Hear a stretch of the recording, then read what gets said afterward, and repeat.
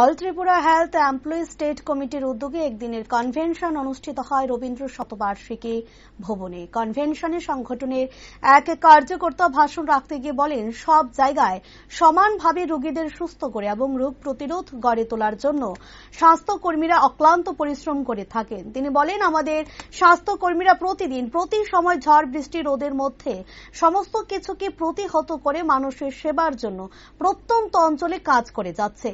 তিনি আরো বলেন, সরকারি ছুটির দিনে অন্যান্য কর্মচারীরা ছুটি ভোগ করলেও স্বাস্থ্যকর্মীরা কিন্তু ছুটির দিনেও মানুষের সেবায় নিয়োজিত থাকেন।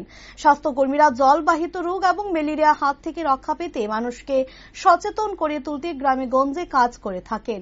তিনি বলেন, অন্যান্য দপ্তরের সাংগঠনিক কনভেনশন থেকে স্বাস্থ্যকর্মীদের কনভেনশন একটা অন্যতম গুরুত্ব বহন করে, কারণ স্বাস্থ্যকর্মীরা এই পেশায় আসেন মানব সেবায় ব্রতী থাকার জন্য। দিকে যাচ্ছে এবং সব জায়গায় সমানভাবে সমস্ত রোগের বিরুদ্ধে যাতে আমরা প্রতিরোধমূলক আমরা কাজ করতে পারি, তার জন্য আমাদের স্বাস্থ্যকর্মীরা রয়ে গেছে।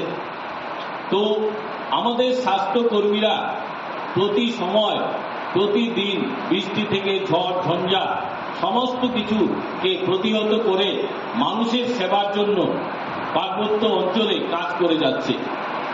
আমরা যারা বাইরে কাজ করে এসেছি, আমরা দেখেছি স্বাস্থ্যকর্মীরা প্রতিনিয়ত 24টি ঘন্টা, ইভেন বন্ধের দিনও যেটা অন্যরা ছুটি উপভোগ করে, স্বাস্থ্যের কর্মীরা কিন্তু ওই দিনও মানুষের জন্য কাজ করে থাকে, মানুষকে সুস্থ রাখার জন্য কাজ করে থাকে। পরিশ্রুত পানীয় জল থেকে আরম্ভ করে জলের যে সোর্স, সেই সোর্সগুলোকে ভালো রাখা, কারণ জলবাহিত রোগ যাতে না হয়। আপনারা জানেন জুন এবং জুলাই মাসে এই রোগের প্রাদুর্ভাব ঘটে। তারপর ছিল এক সময় ত্রিপুরার ম্যালেরিয়ার প্রাদুর্ভাব।